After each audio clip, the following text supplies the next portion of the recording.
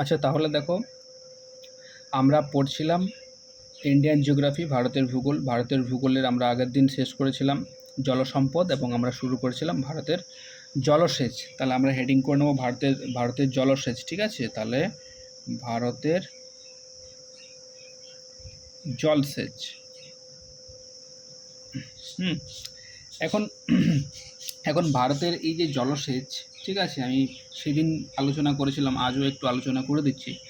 ভারতের যে জলসেচের পদ্ধতি, বা ভারতে কি কি পদ্ধতিতে জলসেচ করা হয়, ঠিক আছে, সেগুলোকে আমরা দুটো ভাগে ভাগ করি। কি কি ভারতের জলসেচের আমাদের দুটো পদ্ধতি আছে, সেই পদ্ধতিগুলি কি কি? একটি সারফেস ইরিগেশন, একটি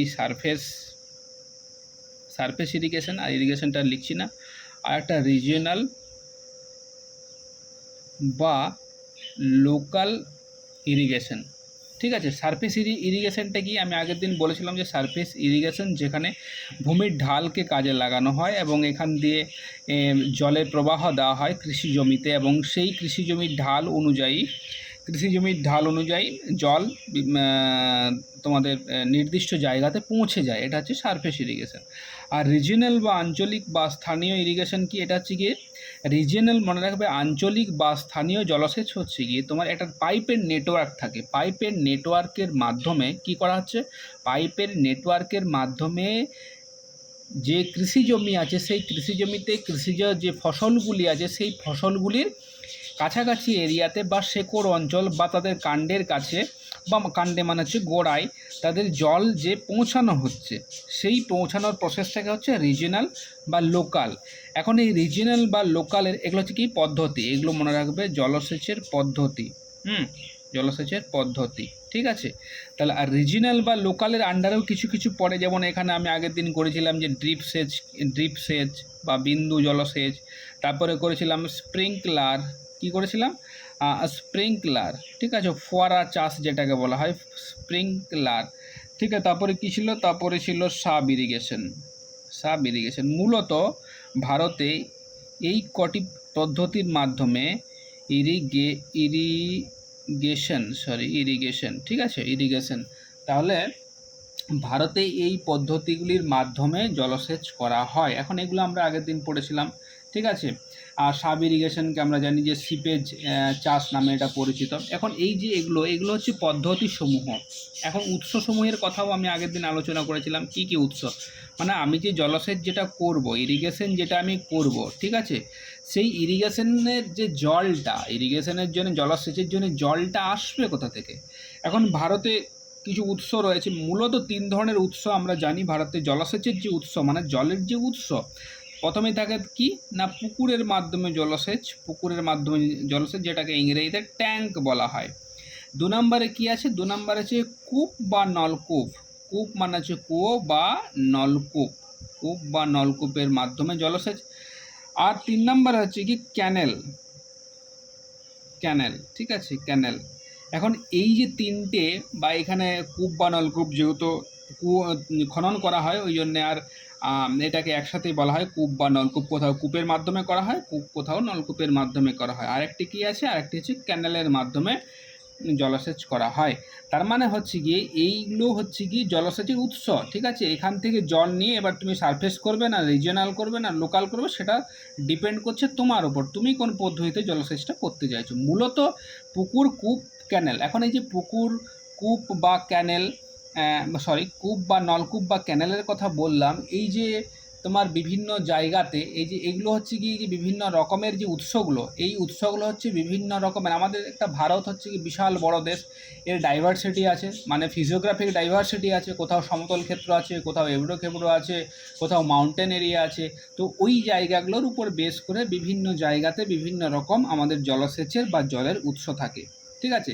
আমাদের দক্ষিণ ভারতে এক ধরনের জলসেচ হয়, উত্তর ভারতে এক ধরনের জলসেচ হয়, মাউন্টেন এরিয়ার সংলগ্ন অঞ্চলে এক ধরনের জলসেচ হয়, ঠিক আছে। এখন এই যে বিভিন্ন জায়গাতে বিভিন্ন রকমভাবে জলসেচ করা হচ্ছে, এগুলি কিন্তু আমাদের পড়তে হবে, ঠিক আছে। কেন, কোথায়, পরীক্ষাতে এই যে আমি কেন এগুলো ইলাবোরেট করে পড়াবো তোমাদেরকে, কারণ যদি এগুলো তো বেসিক জিনিস, ঠিক আছে। তোমাদেরকে দেবে যে পুকুরের মাধ্যমে কেন চাষ করা হয়, বা পুকুরের মাধ্যমে চাষ করার কোনগুলি মেরিটস বা কোনগুলি ডিমেরিটস, এরকম করেও কিন্তু কোশ্চেন আসতে পারে, ঠিক আছে, এরকম করেও কিন্তু কোশ্চেন আসতে পারে।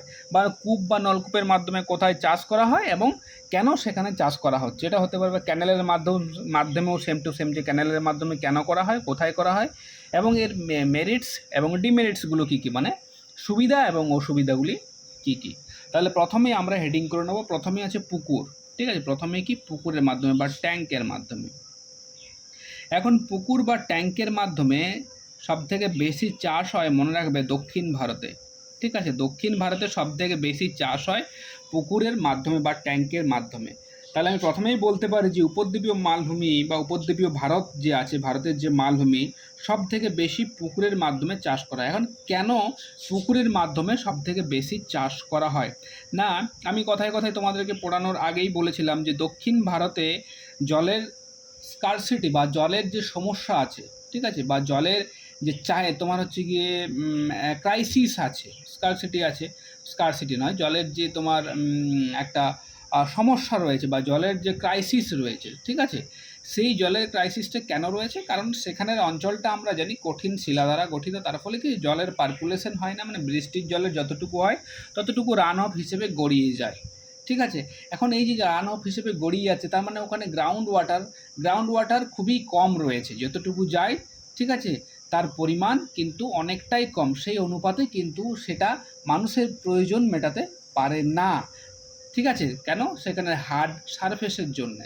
এবং তোমার হচ্ছে গিয়ে এই যে যেহেতু তোমার এখানে গ্রাউন্ড ওয়াটার নেই, গ্রাউন্ড ওয়াটার না থাকার কারণে তোমাকে নজর কোথায় দিতে হবে না, বৃষ্টির জলের উপর দিতে হবে, বা নদী রান অফের মাধ্যমে নদী যে জলটা নিয়ে আসছে, নদী যে জলটা নিয়ে আসছে সেই দিকে নজর দিতে হবে।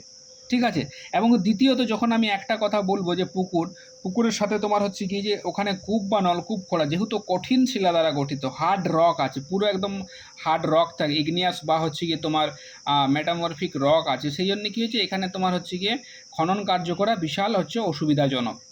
ঠিক আছে, তাহলে প্রথম পয়েন্টে আমি কি লিখবো, এখানে দেখো আমি পয়েন্ট পয়েন্ট করে লিখে দিচ্ছি যে শক্ত শিলার, এগুলো মনে রাখবে, এগুলোর থেকে কোশ্চেন দেয়, শক্ত শিলার, এটার উপরেই লিখে দিচ্ছি, অবস্থানের জন্য ক্যানেল বা কূপ খোঁড়া অসুবিধাজনক। এটা 1 নাম্বার গেল। 2 নাম্বার কি বললাম? 2 নাম্বার আমি বলেছিলাম, যেটা প্রথমেই বলেছিলাম, 1-2 হয়ে গেল, ভৌম জলের অভাব রয়েছে সেখানে। ভৌম জলের অভাব থাকার কারণে কেন রয়েছে? শক্ত শিলার অবস্থান, ভৌম জলের অভাব, তার ফলে কূপ বা নলকূপ কিন্তু করা যাবে না। 3 নাম্বারে হচ্ছে কি, এখানের যে নদীগুলো, সেই নদীগুলো কিন্তু নিত্যবহ নয়, তার মানে এগুলিতে সারা বছর জল থাকে না। ঠিক আছে, তাহলে যদি নদীগুলোতে যদি সারা বছর জল থাকতো, তাহলে আমার ক্যানেলের সমস্যাটা কিন্তু আমার মিটতো, ক্যানেল আমরা সহজেই খুঁড়তে পারতাম। তাহলে নদীগুলোতে জলেই থাকে না, আমি ক্যানেল ঘুরে কি করব? নদীগুলোতে জল থাকে না, মানে সারা বছর জল থাকে না, নদীগুলিতে জল থাকে না। ঠিক আছে, দেখো এইবারে হচ্ছে গিয়ে বর্ষাকালে ছোট ছোট ওখানে কি শক্ত, যেহেতু ভূমিটা যেহেতু শক্ত, সেই জন্য কি বর্ষাকালে বিভিন্ন জায়গায় ছোট ছোট স্ট্রিম বা হচ্ছে কি স্রোতের সৃষ্টি হয়। সেই স্রোতগুলোকে আটকে দিয়ে বাঁধ নির্মাণ করা হয় এখানে। আর এই বাঁধগুলোই কি, বাঁধ বা পুকুর আমরা নির্মাণ করতে পারি। ঠিক আছে, যেহেতু রান অফের পরিমাণটা এখানে বেশি হয়, কঠিন শিলা দ্বারা গঠিত আছে, সেখানে রান অফের পরিমাণ বেশি হয়, এবং কি যে বিভিন্ন স্রোত বিভিন্ন জায়গাতে এসে যখন মিলিত হয়, আমরা সেখানে বাঁধ দিয়ে দিই, তার ফলে কী হয়, তার ফলে পুকুরের সৃষ্টি হয় বা বাঁধ সৃষ্টি হয়। ঠিক আছে, তাহলে আমরা 4 নাম্বার আমরা বলতে পারি বর্ষাকালে, এগুলো লিখবে, এগুলোই তো কোশ্চেন, এগুলোই তো বেসিক। বর্ষাকালে জলের বিভিন্ন স্রোতগুলোকে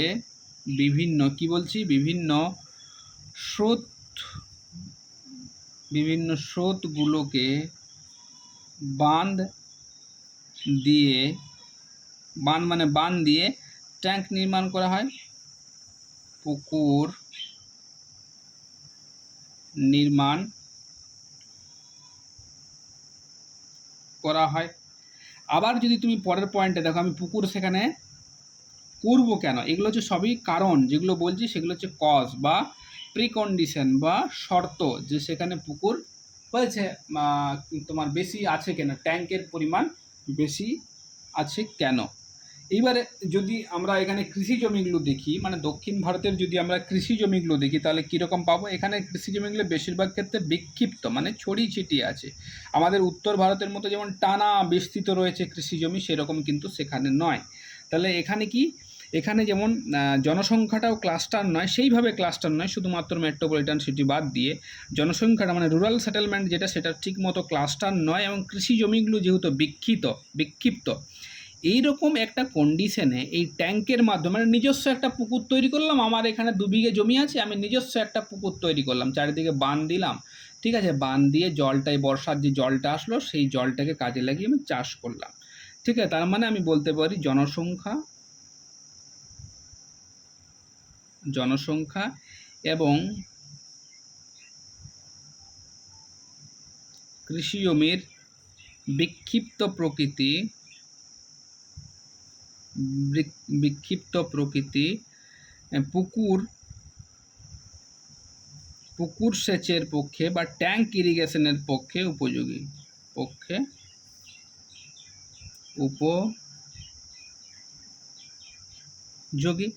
এইগুলো গেল হচ্ছে গিয়ে তোমার কোথাও দক্ষিণ ভারতের বেশিরভাগ জায়গাতে যে ট্যাঙ্ক কেন আমরা তৈরি করেছি, তাহলে এই কারণগুলো মনে রাখবে, তাহলেই কিন্তু হবে, এই কারণগুলো মনে রাখবে, ঠিক আছে। এখন এই যে ট্যাঙ্কের মাধ্যমে বেশিরভাগ ক্ষেত্রে অন্ধ্রপ্রদেশ, কর্ণাটক, তামিলনাড়ু এই সমস্ত জায়গাতে তোমার হচ্ছে গিয়ে ট্যাঙ্কের মাধ্যমে সবথেকে বেশি চাষবাস করা হয়। এখন এখান থেকে কোশ্চেন দিতে পারে যে দক্ষিণ ভারতে বা উপদ্বীপী ভারতে ট্যাঙ্কের দ্বারা বা ট্যাঙ্কের মাধ্যমে বা পুকুরের মাধ্যমে চাষবাসের বা সেচের কারণ কি, দিয়ে বলবে এই কারণগুলো বলে দেবে যে নিম্নলিখিত কোন কারণগুলো ঠিক আছে। সুতরাং এগুলো তোমাদেরকে মনে রাখতেই হবে।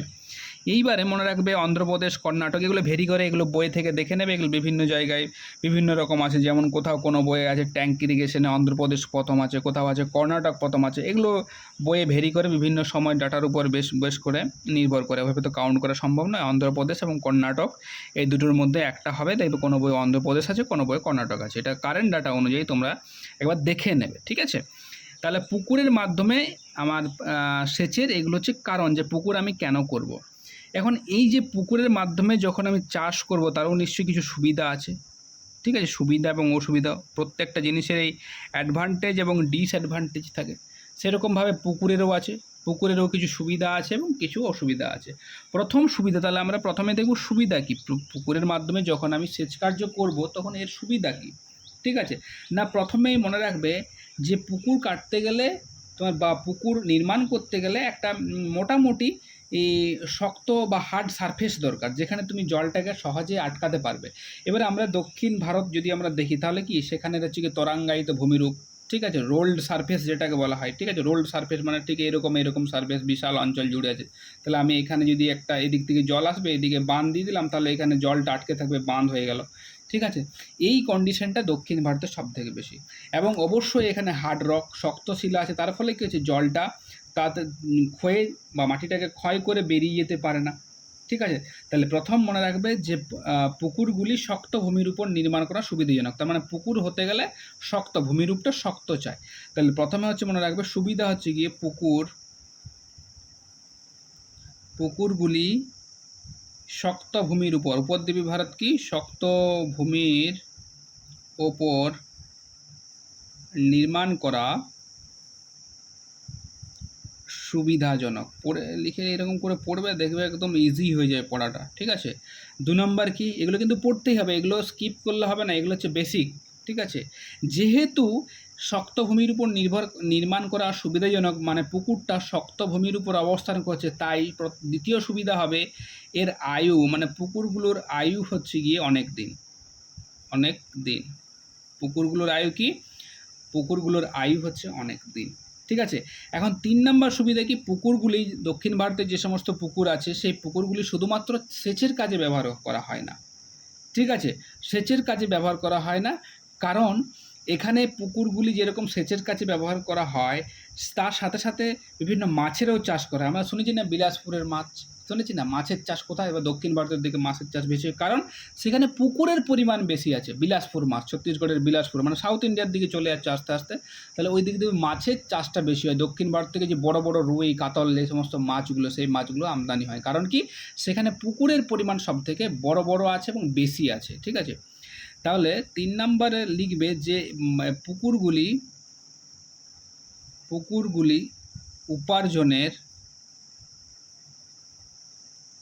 উপার্জনের দ্বিতীয়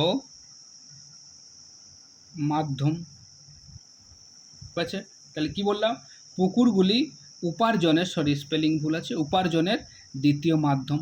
তৃতীয় পয়েন্টে আমরা কি বলতে পারি? ঠিক আছে, তাই জন্য এগুলি বিকল্প অর্থ উপার্জনের উপায়। তার মানে কৃষকদের একটা অ্যাডভান্টেজ। ঠিক আছে, এগুলো গেল সুবিধা। এখন অসুবিধা আমরা যদি বলি যে ট্যাঙ্কের মাধ্যমে জলসেচের কি কি অসুবিধা আছে, তো প্রথমেই বলবে, আমি এই পেজেই লিখে দিচ্ছি অসুবিধা কি না, দু একটি যেহেতু অসুবিধা আছে। প্রথম অসুবিধা হবে দেখো, যেহেতু শক্ত ভূমিরূপ আছে, দক্ষিণ ভারতে কি হার্ড রক আছে, হার্ড সারফেস আছে। হার্ড সারফেস থাকার জন্য কি হয়েছে, তোমার এখানকার যে পুকুরগুলি, সেই পুকুরগুলি অগভীর, বেশি তুমি কুড়তে পারবে না। তাহলে পুকুরগুলি কীরকম থাকবে, অগভীর থাকবে। 2 নম্বর থাকবে, যেহেতু অগভীর থাকবে তাই গ্রীষ্মকালে কি হবে, যেহেতু পুকুরগুলো অগভীর তাই গ্রীষ্মকালে পুকুরগুলি শুকিয়ে যাবে, কারণ এগুলো বর্ষার জলে হয়, পুকুরগুলি শুকিয়ে যাবে। যেগুলো একটু বড় সেগুলো কিন্তু শুকাবে না, সেগুলোতেই কিন্তু মাছ চাষ হয়। ঠিক আছে, তাহলে বেশিরভাগ ক্ষেত্রে যে ছোট ছোট কৃষক যে সমস্ত ছোট ছোট পুকুরগুলো তৈরি করে, সেগুলোর জল শুকিয়ে যাবে। জল যদি শুকিয়ে যায় তাহলে সেখানে আর চাষবাস হবে না। এই কটাই হচ্ছে কি অসুবিধা এবং হচ্ছে সুবিধা। তাহলে এটা গেলো পুকুর বা ট্যাঙ্ক ইরিগেশনে কেন করব, তার সুবিধা এবং তার অসুবিধা। হয়েছে, আমরা সেকেন্ড অপশানে আসবো, সেটা হচ্ছে কূপ এবং নলকূপ। তাহলে সেকেন্ডে কি আছে, কূপ এবং নলকূপ। ঠিক আছে, সেকেন্ডে আছে কূপ এবং নলকূপ। তাহলে এখানে আমি করছি, যেহেতু অনেকটা জায়গা আছে, কূপ এবং নলকূপ। ঠিক আছে,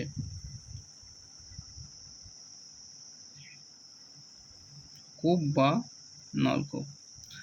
দক্ষিণ ভারতে যেহেতু তোমার শক্ত হার্ড রক ছিল, খোঁড়া গেল না বা খোঁড়া যায় না, সেই জন্যে কূপ বা নলকূপ করতে গেলে কি করতে হবে তোমাকে, কূপ বা নলকূপ করতে গেলে তোমাকে খুঁড়তে হবে, তাই তো।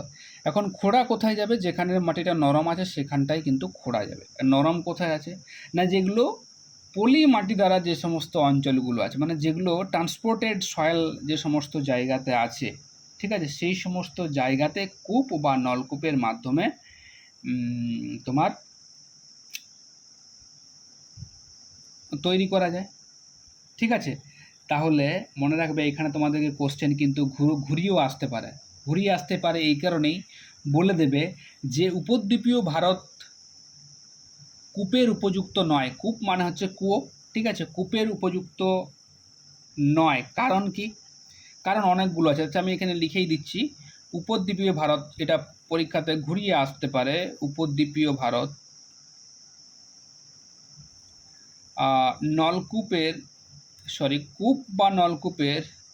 কূপ বা নলকূপের উপযুক্ত নয়।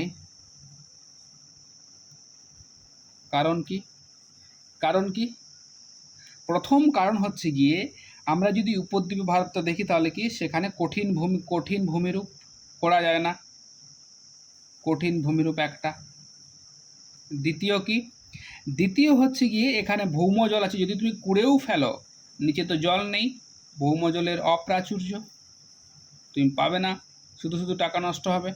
3 নাম্বার হচ্ছে গিয়ে এবড়ো খেবড়ো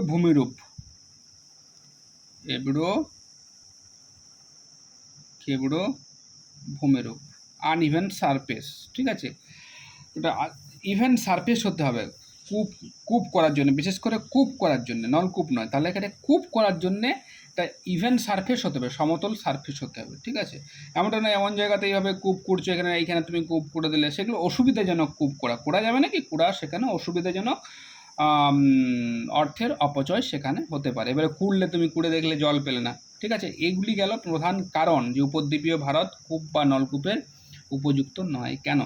তাহলে আমরা যেমন দেখছি উপদ্বীপীয় ভারতে বা উপদ্বীপীয় ভারতের যে অংশগুলো আছে সেগুলো কঠিন শিলা দ্বারা গঠিত আছে, তাই জন্যে সেখানে খোঁড়া যাচ্ছে না বা ভৌমজল কম আছে। কিন্তু আমরা যদি উত্তর ভারতের দেখি যে উত্তর ভারতের যে প্লেন এরিয়াটা দেখি, যে সমভূমিটা দেখি, সেই সমভূমি কী দ্বারা গঠিত? সেই সমভূমি গঠিত হয়েছে তোমার কী দ্বারা? নরম মাটি দ্বারা গঠিত হয়েছে, তার মানে খোঁড়া সুবিধাজনক। সেই মাটিতে ইনফিল্ট্রেশন ক্যাপাসিটি অনেক বেশি আছে, ঠিক আছে। তার মানে জল যে তোমার হচ্ছে অনুশ্রাবণ ক্ষমতা, সেই অনুশ্রাবণ ক্ষমতা সব থেকে বেশি আছে, তার মানে সেখানে গ্রাউন্ড ওয়াটারও কিন্তু সব থেকে বেশি রয়েছে। তাই জন্যে কী হয়েছে, এবং এখানে মনে রাখবে এখানে জমিগুলোর পরিমাণও তুলনামূলকভাবে ছোটো ছোটো, মানে কৃষক নিজের ইচ্ছা মতো সেখানে তোমার হচ্ছে কি চাষবাস করতে পারবে নিজের প্রয়োজন অনুযায়ী, ঠিক আছে। তাহলে মনে রাখবে যে কূপ বা নলকূপ তৈরি করতে গেলে কি কি লাগবে না, পলিগঠিত ভূমি লাগবে, ঠিক আছে। তাহলে আমি যদি বলি যে প্রয়োজনীয় শর্ত, প্রথম শর্ত কি হবে? প্রয়োজনীয় শর্ত প্রথম শর্ত কি হবে না, অবশ্যই স্যার ভৌমজল থাকতে হবে, তাই তো। কি থাকতে হবে? ভৌমজল থাকতে হবে, ভৌমজল থাকতে হবে। 2 নাম্বার কি করতে হবে? 2 নাম্বার হচ্ছে গিয়ে চাষযোগ্য জমি থাকতে হবে। 3 নাম্বার কি হবে? 3 নাম্বার নরম মাটি থাকতে হবে। চাষযোগ্য জমি না থাকলে তুমি সেই কূপ তুমি কী জন্য করতে যাবে, ঠিক আছে। এবার আমাদের প্রয়োজনীয় খাবার জলের জন্য আমরা নর্মালি সাবমার্সেল করে থাকি, কিন্তু বেশিরভাগ ক্ষেত্রে তুমি যদি বর্ধমান সাইডে দেখো, ওই দিকে দেখবে নলকূপ বা সাবমার্সেল যেগুলো বা শ্যালো যেগুলো, সেগুলোর ব্যবহার কিন্তু অত্যাধিক বেশি, ঠিক আছে। এইবারে কি 4 নাম্বার যে পয়েন্টটি থাকতে হবে সেটি হচ্ছে কি সস্তায় বিদ্যুৎ। তুমি যারা কূপ খনন করলে, এবারে পাম্প দেওয়া কূপ তোমার হচ্ছে কি নলকূপ খনন করলে, এবার সেই নলকূপ বা কূপ থেকে তুমি জল তুলবে কীভাবে, তোমার প্রয়োজনীয় জল তুলবে কীভাবে, তখন সেখানে পাম্প চাই। এবারে পাম্প থাকলে তো আর শুধু শুধু হবে না, পাম্পটা তো এমনি এমনি চলবে না। তাহলে পাম্পটা চলবে কি ইলেকট্রিসিটিতে বা ডিজেলে চলবে। তাহলে সেখানে সস্তায় ডিজেল থাকতে হবে, সস্তায় ইলেকট্রিসিটি থাকতে হবে। তাহলে কি হতে হবে? সস্তায় বিদ্যুৎ কিংবা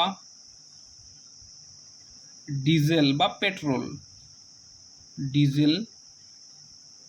ডিজেল এর ব্যবস্থা থাকতে হবে, এর ব্যবস্থা থাকতে হবে, ঠিক আছে। আর এখানে একটা মনে রাখবে যে ভৌম জলের থাকতে হবে, এখানটা লিখে রাখবে যে মোটামুটি 15 মিটার গভীরে ভৌম জলের উৎস হতে হবে।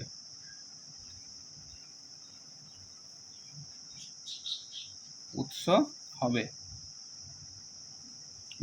ঠিক আছে। তাহলে দেখো এতগুলি প্রয়োজনীয় শর্ত হলে তবে আমরা সেই জায়গায় কূপ বা নলকূপ আমরা খুঁড়তে পারবো, ঠিক আছে। এইবারে দেখো আমরা তো কূপ বা নলকূপ খুঁড়ে দিলাম, তাহলে আমরা যদি উত্তর ভারতের বন্টনে যদি একটু দেখি, বন্টনে আমরা কোথায় কোথায় দেখতে পাবো না, বিশেষ করে উত্তরপ্রদেশ দেখবে। উত্তরপ্রদেশ কোথায়? উত্তরপ্রদেশ, ঠিক আছে। তারপরে গুজরাট, যেগুলো প্লেন এরিয়া নর্মালি, ঠিক আছে। হরিয়ানার কিছু অংশ, যদিও হরিয়ানা টরিয়ানা এগুলো ক্যানেলের মাধ্যমে হয়, ইউপিতেও ক্যানেলের মাধ্যমে হয়, কিন্তু কূপ সব থেকে বেশি এবং নলকূপ সব থেকে বেশি কোথায় সব থেকে বেশি চাষ করা হয়? উত্তরপ্রদেশে। পরীক্ষাতে কোশ্চেন আসতে পারে যে কোথায় কূপের মাধ্যমে সব থেকে বেশি চাষ করা হয়, সেটা মনে রাখবে উত্তরপ্রদেশ। উত্তরপ্রদেশের পরেই তোমার গুজরাট। এখন গুজরাট লিখলাম, গুজরাটের নেট ইরিগেটেড এরিয়া মানে কিসের মাধ্যমে সব থেকে বেশি চাষ করা হয়? কূপ এবং নলকূপের মাধ্যমে। কোথায়? কূপের মাধ্যমে কূপ মনে রাখবেন, নেট ইরিগেটেড এরিয়া, এখানে হচ্ছে গিয়ে কূপের মাধ্যমে সব থেকে বেশি হয়েছিল। আর এখানে একটা জিনিস মনে রাখবে প্রথম উত্তরপ্রদেশে, ইউপিতে প্রথম নলকূপ তৈরি করা হয়েছিল।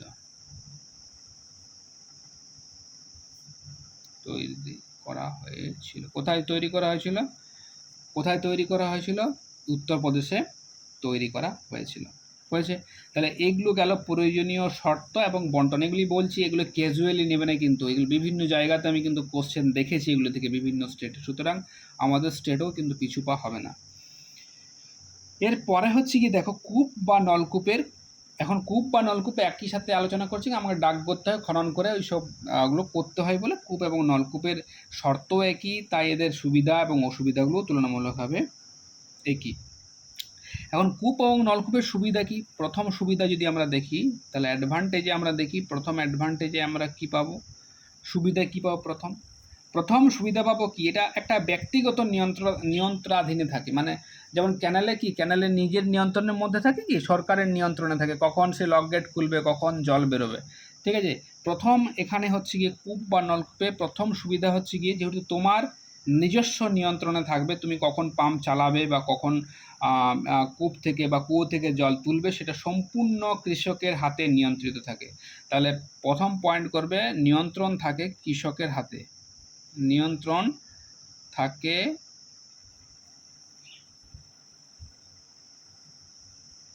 কৃষকের হাতে, তার মানে ব্যক্তিগত মালিকাধীন।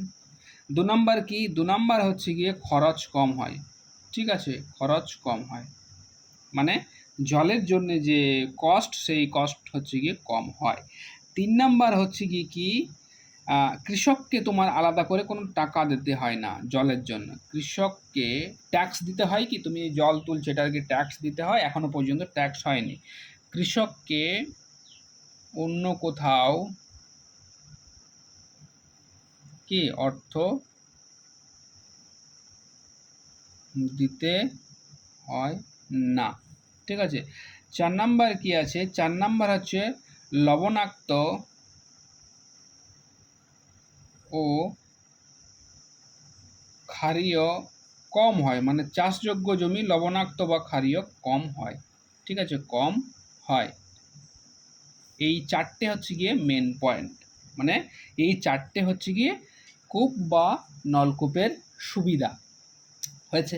এখন যেমন সুবিধা আছে, আমি কি বলেছি, প্রত্যেকটা জিনিসের যেমন সুবিধা আছে তেমন কিছু অসুবিধাও আছে। এখন কি কি অসুবিধা থাকতে পারে, তাই তো, কি কি অসুবিধা থাকতে পারে, অসুবিধা বা ডিমেরিটস বলতে পারো।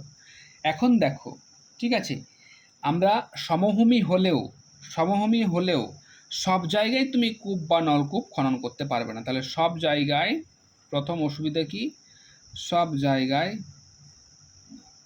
কূপ বা নলকূপ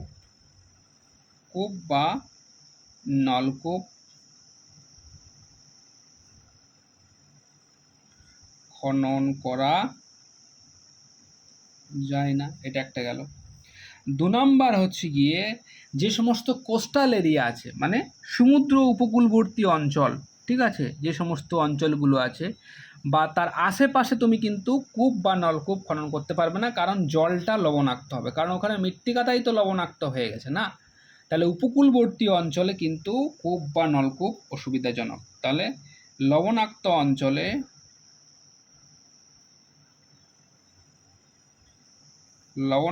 অঞ্চলে এটি কি হবে, এটি অসুবিধাজনক। 2 নাম্বার। 3 নাম্বার কি হচ্ছে, যেহেতু এটা ব্যক্তিগত নিয়ন্ত্রণটা কার হাতে থাকছে, কৃষকের হাতে থাকছে, তাই জন্যে কি হয়েছে, অতিরিক্ত ভৌম জল তুলে নেওয়ার একটা সম্ভাবনা আছে, মানে মাত্রাতিরিক্ত জল তুলে নেওয়ার একটা সম্ভাবনা আছে। তাহলে তাহলে দেখো কতগুলো পয়েন্ট হলো, কূপ বা নলকূপ সম্বন্ধে কত আমরা জানছি। অতিরিক্ত জল তুলে নেওয়া, এবার সব সময় হয় না, এটা মাঝে সাঝে হয়, নেওয়া হয়। তাহলে কি হয়, যদি অতিরিক্ত জল তুলে নেওয়া হয়, তাহলে একটা ভৌম জলের একটা ক্রাইসিস কিন্তু আমরা দেখতে পাবো, ঠিক আছে, এটা 3 নাম্বার। 4 নাম্বারে কি হবে, যখন ড্রট হয়, তার মানে যখন খরা হয়, বৃষ্টিপাত হয় না, তখন কি হয়, গ্রাউন্ড ওয়াটার অনেক নিচে নেমে যায়, ঠিক আছে, বা তোমার হচ্ছে কি জল থাকেই না বা জল শুকিয়ে যায়, তাহলে কি হবে, তাহলে 4 নাম্বারে হবে যে খরার সময় জল থাকে না, তাই তো, খরার সময় কূপ বা নলকূপে জল থাকে না, যখন খরা হয়, এক্সট্রিম খরাটাকে ফেমিনাইন বলা হয়, ঠিক আছে। বা ফেমনি কিছু একটা হবে এমনি বলা হয়। সেই সময় কি হয়েছে, খরার সময় জল থাকে না। তাহলে খরার সময় জল থাকে না। একটা বললাম লবণাক্ত অঞ্চল আছে, এই পয়েন্টটা তুমি আরেকটা এখানে লিখতে পারো, এখানে অবলিক দিয়ে লিখতে পারো, উপকূলবর্তী অঞ্চলে কি লিখবে, উপকূলবর্তী অঞ্চলে কূপ বা নলকূপ খনন ঠিক নয় মানে আমাদের জলটা সেখানে যদি আসে জলটা লবণাক্ত, যাতে সুন্দরবন অঞ্চলের দিকে বাড়ি দেখবে তোমার হচ্ছে কি টিউবওয়েলের জল বা নলকূপের জল কি হয়, লবণাক্ত হয়, ঠিক আছে, নোনতা নোনতা ভাব থাকে, তাদেরকে জলের জন্য অন্য ব্যবস্থা করতে হয়। এগুলি গেল হচ্ছে কি তোমার কূপ বা নলকূপের কিছু প্রয়োজনীয় শর্ত, কিছু অ্যাডভান্টেজ এবং কিছু ডিসঅ্যাডভান্টেজ। ঠিক আছে, আমরা পরের সোর্সে চলে আসবো, সেটা হচ্ছে ক্যানেল। ঠিক আছে, ক্যানেলে চলে আসবো। এখন ক্যানেল দেখো, ক্যানেলও কিন্তু সব জায়গাতে হয় না। তাহলে আমরা হেডিং করে নেবো যে ক্যানেলের মাধ্যমে, ক্যানেল হচ্ছে জলসেচের একটা উৎস। ঠিক আছে, আচ্ছা আমি এটার পেজটা ঠিক করে নিই। ক্যানেল, আচ্ছা এখানে লিখি ক্যানেল, দেখা যাচ্ছে তো? হ্যাঁ, ক্যানেল।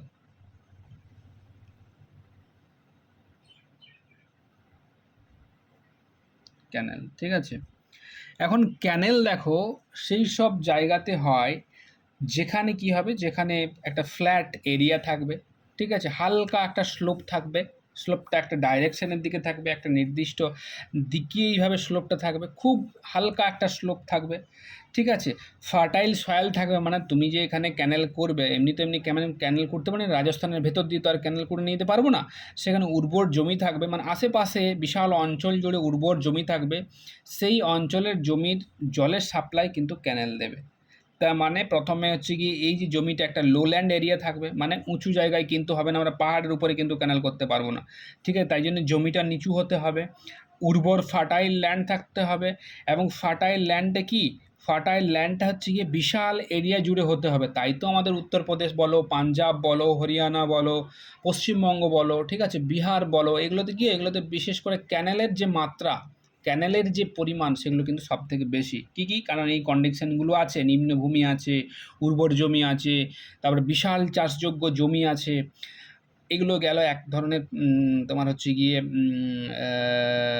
কন্ডিশন থাকতেই হবে। আরেকটা হচ্ছে গিয়ে এই যে ক্যানেল, এই ক্যানেলটার যে সোর্স, মানে ওয়াটারের যে সোর্স, সেটা কিন্তু নিত্যবহ হতে হবে, কারণ ক্যানেলগুলোকে নিত্যবহ হতে হবে, কারণ যাতে সারা বছর জল থাকে সেই সমস্ত নদীর উপর কিন্তু সেগুলোকে নির্মাণ করা হয়।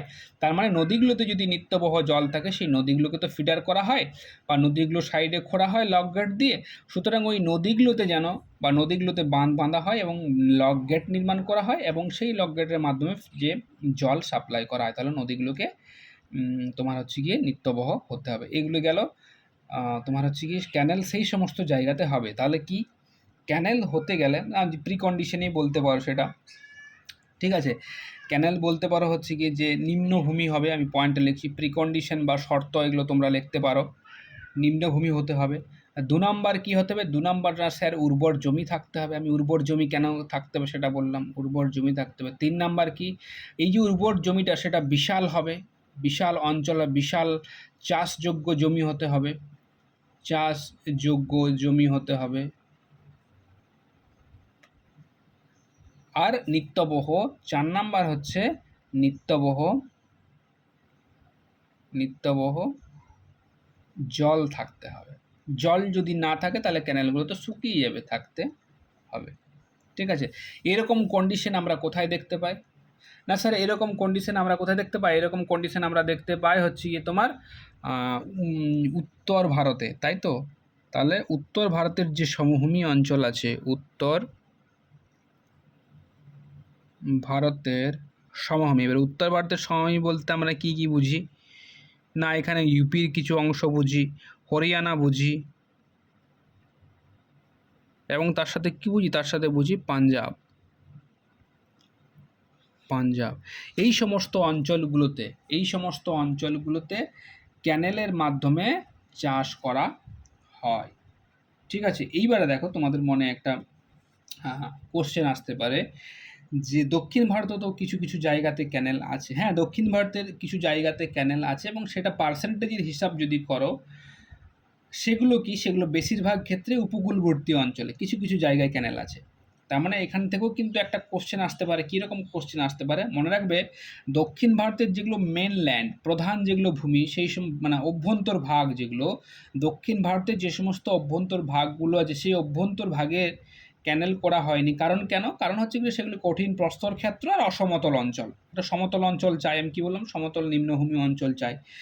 কিন্তু ঠিক আছে, আর অসমতল তাহলে কি থাকছে মনে রাখবে, দক্ষিণ ভারতের যে ইন্টারনাল যে এরিয়াগুলো আছে, মানে ভেতরের যে সমস্ত জায়গাগুলো আছে, সেই জায়গাগুলোতে ক্যানেল খোঁড়া সম্ভব নয়। কারণ কি? আচ্ছা, আমি এখানে পয়েন্ট করে লিখে দিচ্ছি। দক্ষিণ ভারতের অভ্যন্তরভাগে, দক্ষিণ ভারতের অভ্যন্তরভাগে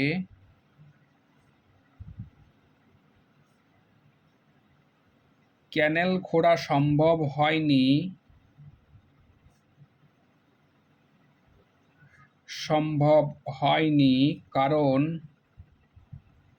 কারণ কি না, কারণ প্রথম কারণটা হচ্ছে, 1 নাম্বার কারণটা আমরা বলতে পারি যে হচ্ছে কি, কঠিন প্রস্তর ক্ষেত্র, যেটা সব ক্ষেত্রেই কিন্তু প্রযোজ্য, কঠিন প্রস্তর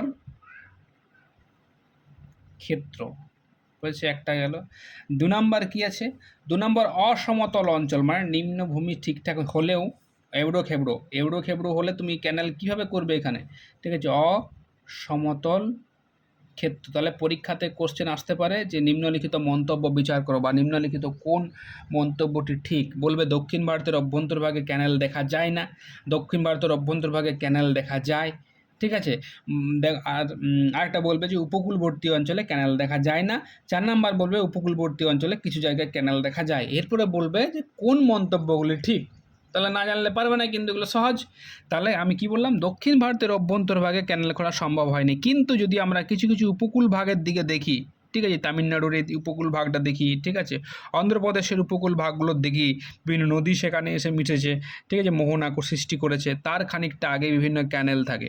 তাহলে আমরা উপকূলবর্তী অঞ্চলে কিছু কিছু জায়গায় দক্ষিণ ভারতের, পয়েন্টে আমরা লিখে নেব, দক্ষিণ ভারতের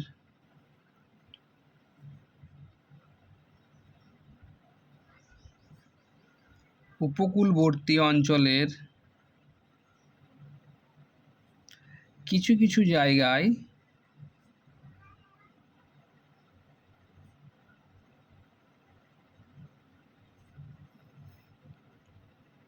ক্যানেল দেখা যায়, ঠিক আছে। তাহলে এটা গেল দক্ষিণ ভারতের ব্যাপার, দক্ষিণ ভারতে কি কোথায় কি আছে না আছে। এখন এই যে ক্যানেল যেটা আমরা পড়লাম, ক্যানেলকেও আমরা দুভাগে ভাগ করি। একটা হচ্ছে প্লাবন খাল, তোমরা নিশ্চয়ই এটা জানো, প্লাবন খাল বা প্লাবন ক্যানেল। 2 নাম্বার একটা থাকে, একটা হচ্ছে নিত্যবহ খাল, নিত্যবহ খাল। প্লাবন খাল হচ্ছে সেই খালগুলো যেগুলো কি হয়েছে, যেগুলো শুধুমাত্র বর্ষাকালেই জল থাকে। এটা আমি আর লিখছি না, মনে রাখবে, প্লাবন খাল সেই খালগুলো যেগুলি হচ্ছে কি শুধুমাত্র, কখন, শুধুমাত্র বর্ষাকালেই হচ্ছে গিয়ে তোমার জল থাকে, মানে বর্ষার জল যখন অতিরিক্ত হয় সেই জলটা প্লাবন খালের দিয়ে পাস করা হয়। বিশেষ করে বন্যার জন্য এই ক্যানেলগুলো তৈরি করা হয়েছে। আর নিত্যবহ খাল কোনগুলো? যেগুলোতে সারা বছরেই জল থাকে, এগুলোতে নিত্যবহ খালে সারা বছরেই জল থাকে, ঠিক আছে। এখন ভারতে যদি তোমাদেরকে এখান থেকে একটা কোশ্চেন দেয় যে ভারতে কোন ধরনের খাল সব থেকে বা কোন ধরনের ক্যানেল সব থেকে বেশি দেখা যায়, সেটা বলবে হচ্ছে গিয়ে, স্যার ভারতে নিত্যবহ খাল সব থেকে বেশি দেখা যায়। ভারতে এই ধরনের খাল, মানে নিত্যবহ খাল, যেহেতু বেশিরভাগ খাল কোথায় আছে, উত্তর ভারতে আছে, ভারতে এই ধরনের খাল সবচেয়ে বেশি দেখা যায়, সবচেয়ে বেশি দেখা যায়। এটা গেল নিত্যবহ খাল। এখন এই খাল প্রসঙ্গ বলি, ক্যানেল প্রসঙ্গে তোমাদের দু এক কথা না বললেই নয়। আমাদের ভারতে বিভিন্ন জায়গায় বিভিন্ন ক্যানেল আছে, যেমন বাগরানাঙ্গাল ক্যানেল আছে, ঠিক আছে? তারপর হচ্ছে গিয়ে সারদা ক্যানেল আছে, ঠিক আছে? পশ্চিমবঙ্গ কিছু কিছু মেদিনীপুর খাল আছে, ঠিক আছে? তোমরা কাজ করবে কি বিভিন্ন স্টেট ওয়াইজ যে সমস্ত খালগুলো আছে কোন নদীর উপর, সেগুলো বোঝানোর কিছু নেই, সেগুলো জাস্ট একটা পয়েন্ট করে বা একটা ডায়াগ্রাম করে সেগুলো একবার করে বানিয়ে নেবে, ঠিক আছে? যে কোন নদীর উপর কোন খাল আছে, বাগরানাঙ্গাল খাল কোথায় আছে, ইন্দিরা খাল কোথায় আছে, ঠিক আছে? এই সমস্ত বিষয়গুলো একবার দেখে নেবে। তাহলে কি বললাম, যে বিভিন্ন রকম খালগুলো আছে, মানে এক্সাম্পল অফ ক্যানেল যেগুলো আছে বিভিন্ন স্টেটে আছে, সেই খালগুলো তোমরা একটা লিস্ট করবে, লিস্টে লিখে নেবে যে কোন নদীর উপর কোন খাল কোন কোন স্টেটের মধ্য দিয়ে গেছে, ঠিক আছে? ওটা বোঝানোর কিছু নেই, হয়েছে? এইবারে আমরা যেটা আসবো যে এখন ক্যানেলের আমরা দুটো ক্যানেল আলোচনা করে দেবো, কারণ এগুলো নিয়ে কোশ্চেন আসে, আপার গঙ্গা ক্যানেল এবং হচ্ছে লোয়ার গঙ্গা ক্যানেল। ছোট একটু আলোচনা আছে, সেগুলো করে দেবো। এখন এই যে ক্যানেল, এই ক্যানেলেরও কিছু অ্যাডভান্টেজ এবং ডিসঅ্যাডভান্টেজ আছে, ঠিক আছে? প্রথম তাহলে আমরা করবো যে সুবিধা কি, অ্যাডভান্টেজ কী আছে ক্যানেল, ঠিক আছে?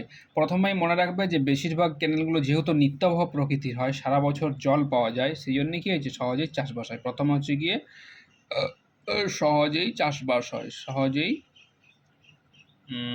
চাষবাস করা যায়। 2 নম্বর পয়েন্ট কি? 2 নম্বর পয়েন্ট হবে এই যে ক্যানেলগুলো অনেকটা লম্বা থাকে, তো কোনোটা 200 কিলোমিটার, কোনোটা 300 কিলোমিটার, ঠিক আছে? আমি যদি লেন্থের হিসেবে দেখি, কোনোটা 100-200 কিলোমিটার, তাহলে কী হয়েছে এই যে ক্যানেলগুলো, এই ক্যানেলগুলো কী করে অনেক দূর দূরান্ত থেকে বিভিন্ন ধরনের খনিজ পদার্থ, পলি, এগুলো বহন করে নিয়ে আসে। তারপরে কি কোনো একটা জায়গাতে সেই পলি বালিগুলো জমা হয় এবং সেখানকার মাটিটা উর্বর হয়, ঠিক আছে? তাহলে আমরা ক্যানেলের অপর একটি দায়িত্ব কি দেখলাম, যে ক্যানেলগুলি পলি মাটি বহন করে নিয়ে আসে, পলি মাটি, কি মাটি? পলি মাটি বহন করে নিয়ে আসে, হয়েছে? 3 নাম্বার কি? 3 নাম্বার হচ্ছে গিয়ে কিছু কিছু ক্যানেলের জল বিভিন্ন কাজে ব্যবহার করা হয়। দেখো ক্যানেলের জলকে শুধুমাত্র যে সেচের কাজে ব্যবহার করা হয় এমনটা কিন্তু নয়, ঠিক আছে? বিভিন্ন কাজ, যেমন সেখানে বিদ্যুৎ বাঁধ দিয়ে হয়তো ক্যানেলের সামনে বাঁধ দিল, ঠিক আছে? সেই ক্যানেলের জল থেকে বিদ্যুৎ তৈরি করছে, সেই ক্যানেলের চারিপাশে পর্যটন শিল্প গড়ে উঠেছে, সেই ক্যানেলের জলে হচ্ছে গিয়ে তোমার মাছের চাষ হয়, ঠিক আছে? তার মানে আমরা কিছু ক্যানেলের জলকে বিভিন্ন কাজে ব্যবহার করতে পারি, তাই কিছু ক্যানেলের জল মাল্টিপারপাস মানে ইয়েতে ব্যবহার করা হয়। কিছু ক্যানেলের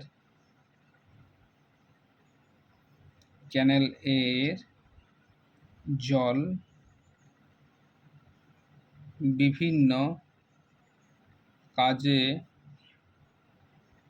ব্যবহার করা হয়। এখন ক্যানেলের মাধ্যমে জলসেচে খরচাও তুলনামূলকভাবে কম হয়, তুলনামূলকভাবে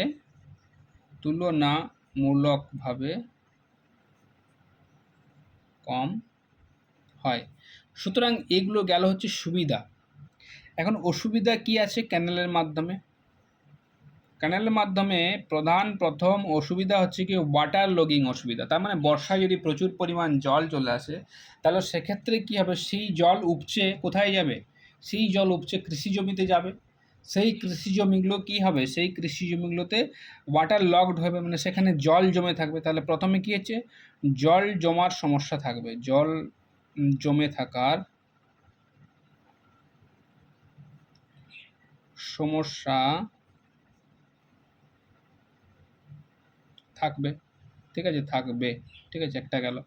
2 নাম্বার হচ্ছে গিয়ে অত্যধিক পরিমাণে যদি আমরা সেচ করি, ঠিক আছে? অত্যধিক পরিমাণে যদি আমরা সেচ করি, তার মানে অত্যধিক পরিমাণে যদি আমরা জলসেচ করি, সাপোজ এই অঞ্চলটার মধ্য দিয়ে অত্যধিক পরিমাণে আমরা জলসেচ করছি, এই অঞ্চলে জলসেচ করছি, তার ফলে কি হচ্ছে, তার ফলে আশেপাশের যে অঞ্চলটা আছে, এই টোটাল যে অঞ্চলটা, এখানে ধরো ক্যানেল আছে, এই ক্যানেলের মাধ্যমে ফিডার ক্যানেল আছে, ক্যানেলের মাধ্যমে এইভাবে জলসেচ করা হচ্ছে, ঠিক আছে? এইবারে কি হবে, এই অঞ্চলটা থেকে জলসেচ দিচ্ছি, তার মানে সেই জল কোথায় যাবে, সেই জল নিচে পার্কুলেশন করে, মানে তোমার হচ্ছে গিয়ে নিচে প্রবেশ করবে।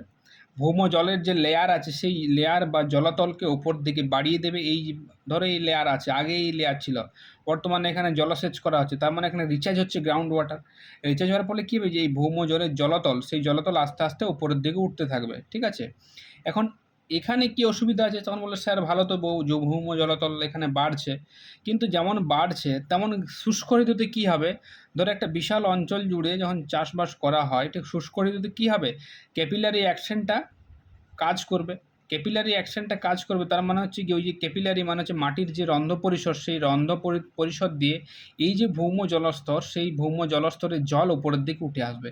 এখন এই জল যখন উপরে উঠে আসবে ক্যাপিলারি অ্যাকশনের মাধ্যমে, তখন জল তো শুধু শুধু একে আসবে না, বিভিন্ন ধরনের খনিজ লবণ, এই সমস্ত খনিজ উপাদানকে ও উপরের দিকে আস্তে আস্তে তুলে নিয়ে আসবে জলের সাথে। তখন সেই জল কি হয়, সূর্যের তাপে বাষ্পীভূত হয়ে গেলে এখন লবণ কণাগুলো পড়ে থাকবে। তার মানে বুঝতে পারছো তো বেশি জলসেচ কীভাবে মৃত্তিকায় লবণতা বা ক্ষারীয়র যে মাত্রা তাকে বাড়িয়ে তুলছে। এই কারণে যে ঊষর যে মৃত্তিকাগুলো, সেগুলো কোথায় দেখা যায় দেখবে, পাঞ্জাবে দেখা যায়, উত্তরপ্রদেশে দেখা যায়, যেগুলো স্যালাইন অ্যান্ড অ্যালকালাইন মৃত্তিকা, আমরা আগেই পড়েছিলাম স্যালাইন অ্যান্ড অ্যালকালাইন সয়েল, সেটা এইভাবেই কিন্তু ফর্ম হয়। যে অত্যধিক জলসেচ যখন করছি, তখন সামগ্রিক যে অঞ্চলটা, সেটা পার্কুলেশনের পরিমাণ বেশি হচ্ছে, গ্রাউন্ড ওয়াটার টেবিল উঠে যাচ্ছে।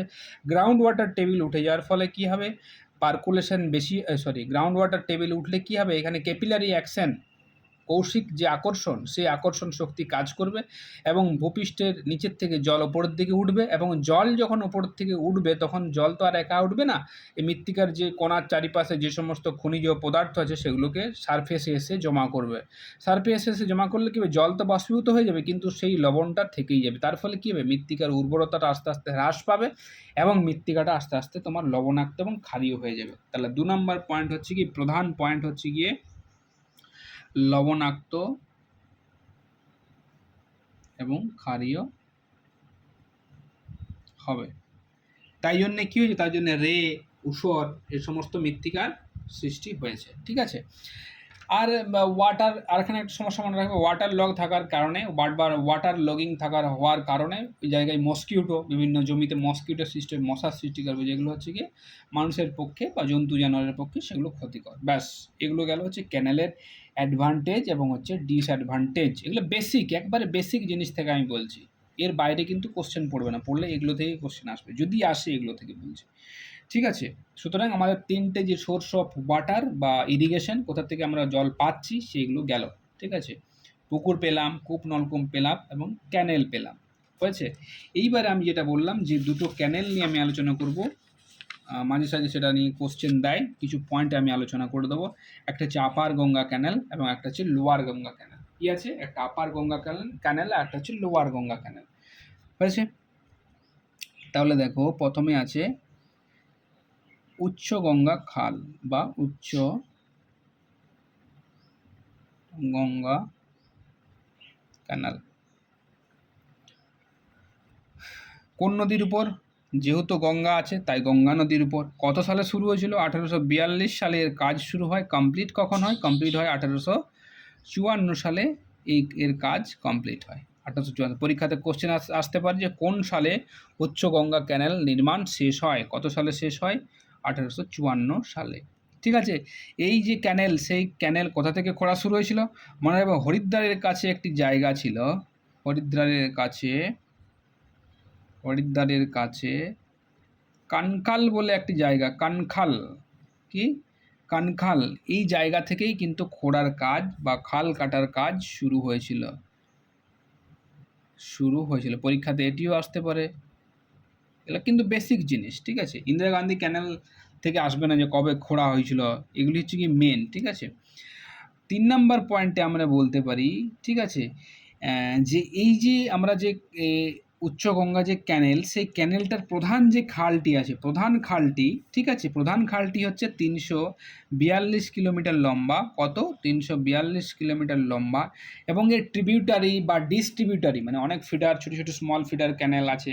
টোটাল যদি আমরা দৈর্ঘ্য বের করি, তাহলে টোটাল দৈর্ঘ্য পাবো 6200 কিমি। টোটাল মানে ট্রিবিউটারি, শাখা উপশাখা নিয়ে যে তোমার হয়েছে ওই ওই জালিকাটা বা নেটওয়ার্কটা, সেটার দৈর্ঘ্য কত, 6200 কিলোমিটার।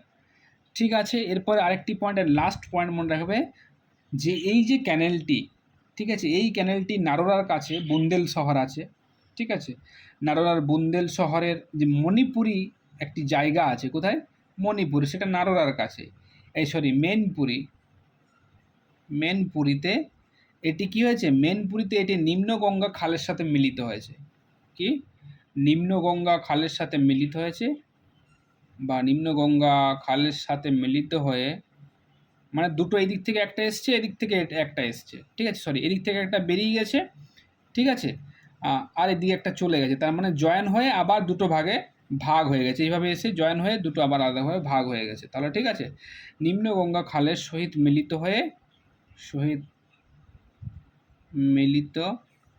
হয়েছে, এবং আবার তারা আলাদা আলাদাভাবে একটা অন্যদিকে চলে গেছে আর একটা অন্যদিকে চলে গেছে। ঠিক আছে, ব্যাস এই উচ্চগঙ্গা ক্যানেল সম্বন্ধে এই 4-5টা পয়েন্ট জানলেই তোমাদের এসএসসি বা পিএসসির যে অ্যাসিস্ট্যান্ট টিচার, তার জন্যে এটা জানলেই চলবে আর কি, ঠিক আছে, এর বেশি জানার দরকার নেই। তাহলে এগুলো গেল আপার গঙ্গা ক্যানেল। এই সেরকমভাবে আপার গঙ্গা যেহেতু ক্যানেল আছে, ঠিক আছে, এবারে ক্যানেলগুলো দেখো, বেশিরভাগ ক্ষেত্রে ক্যানেলগুলো আমরা আমাদের যে পশ্চিম দিকটা যে আছে, সেই পশ্চিম যে ইউপির দিকটা, সেদিকটাই বেশি আমরা দেখতে পাই, কারণ সেই দিকটা একটু জলের একটু ক্রাইসিস থাকে, কারণ ওইদিকে গঙ্গা নদীর সেভাবে শাখা প্রশাখাগুলো সেইভাবে পৌঁছাতে পারেনি, ঠিক আছে, তাই জন্যে সেই দিকটাতে হচ্ছে কি তোমার এই ক্যানেলের পরিমাণটা বেশি আছে। এবং আরেকটি ক্যানেল আছে, সেটা হচ্ছে নিম্নগঙ্গা ক্যানেল। কি আছে? আরেকটি ক্যানেল আছে, নিম্নগঙ্গা ক্যানেল।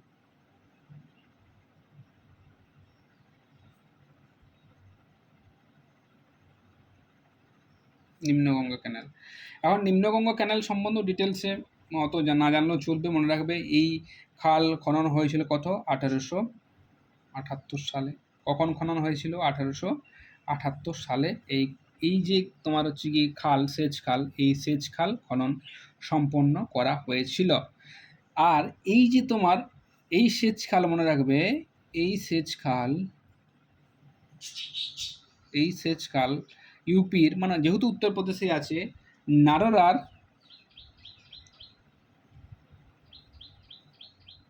নারোরার কাছে বুলন্দ নয়, ভুল হচ্ছে, বুলন্দ শহর থেকে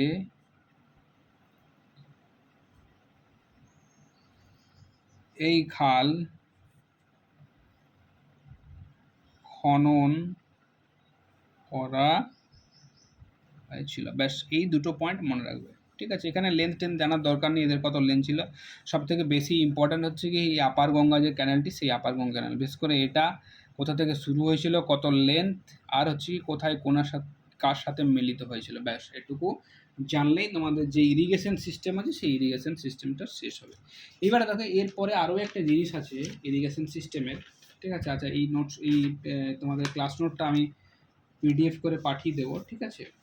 এবারে দেখো, আরও একটি বিষয় আছে যে ইন্টেন্সিটি, ঠিক আছে, ইন্টেন্সিটি হচ্ছে কি তোমার আরেকটা জিনিস, ঠিক আরেকটা জিনিস তোমাদেরকে বলা হয়নি, সেটা হচ্ছে কি এই যে ক্যানেলের মাধ্যমে যে চাষ, ঠিক আছে, একটা ডিসঅ্যাডভান্টেজ যে ক্যানেল আমি প্রথমে আলোচনা করেছিলাম যে ক্যানেল হচ্ছে কি তুমি সব জায়গায় কিন্তু খনন করতে পারবে না, ক্যানেলের জন্য একটা সমতল ভূমি চাই। তাও এটাও কিন্তু একটা অসুবিধা, যে পাহাড়ি অঞ্চলে বা মালভূমি অঞ্চলে ঠিক তুমি তোমার মতো করে বা যেরকম মানুষের চাহিদা, সেই চাহিদা অনুযায়ী কিন্তু ক্যানেলের মাধ্যমে চাষ কিন্তু সম্ভব নয়। এই চাষ শুধুমাত্র সমতল অঞ্চলেই সম্ভব, ঠিক আছে। এরপরেও আরও একটি বিষয় থাকে ইরিগেশনে, সেটা হচ্ছে ইন্টেন্সিটি অফ ইরিগেশন।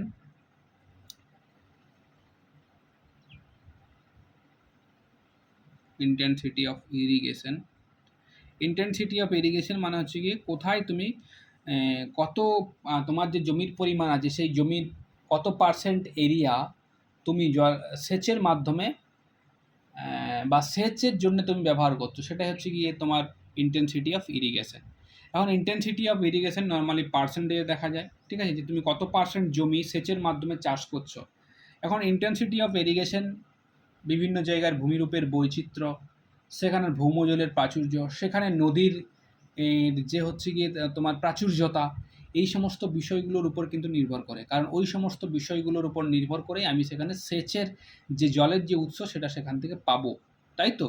তাহলে যে সমস্ত জায়গাতে নিত্যবহ নদীর পরিমাণ বেশি আছে বা নিত্যবহ নদী বেশি আছে, সেই সমস্ত অঞ্চলগুলোতে কিসের মাধ্যমে চাষ করা হবে? সেচের মাধ্যমে সবথেকে বেশি বা নিত্যবহ খালের মাধ্যমে সবথেকে বেশি চাষ করা হবে।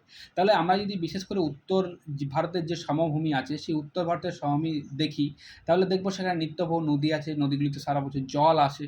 সুতরাং সেই সমস্ত অঞ্চলগুলোতে ইন্টেনসিটি অফ ইরিগেশন সবথেকে বেশি। এখন ইন্টেনসিটি অফ ইরিগেশন সবথেকে কোথায় যদি বেশি বলা হয়, বা নেট ইরিগেটেড ল্যান্ড কোথায় সবথেকে বেশি আছে মনে রাখবে, সেটা হচ্ছে গিয়ে মানে জলসেচের মাধ্যমে চাষ সবথেকে বেশি হয় পাঞ্জাবে। যে কোনো ক্যানেলের মাধ্যমে বলো, নলকূপের মাধ্যমে বলো, মানে এই যে ইন্টেনসিটি অফ ইরিগেশনটা, not canal, intensity of irrigation মানে বেশিরভাগ জমি সেখানে হচ্ছে জলসেচের আওতায়। পরীক্ষাতে কিন্তু কোশ্চেন আসতে পারে। আবার রাজস্থান, গুজরাটের দিকে চলে যায়, সেদিকে ইন্টেনসিটি অফ ইরিগেশন কমে যাবে।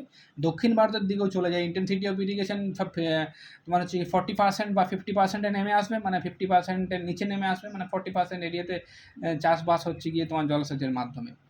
ঠিক আছে? তার মানে ইন্টেনসিটি অফ ইরিগেশন বলতে আমরা বুঝি যে হচ্ছে গিয়ে সেখানকার জমিটা বা সেই অঞ্চলের জমিটার কতটা অংশ আমরা জলের মাধ্যমে চাষ করছি, সেটাই হচ্ছে গিয়ে ইন্টেনসিটি অফ ইরিগেশন।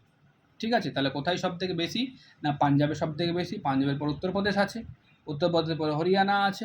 ঠিক আছে? এই সমস্ত জায়গাতে সেচের মাধ্যমে যে জমিকে চাষ করা হচ্ছে সেটা সবথেকে বেশি।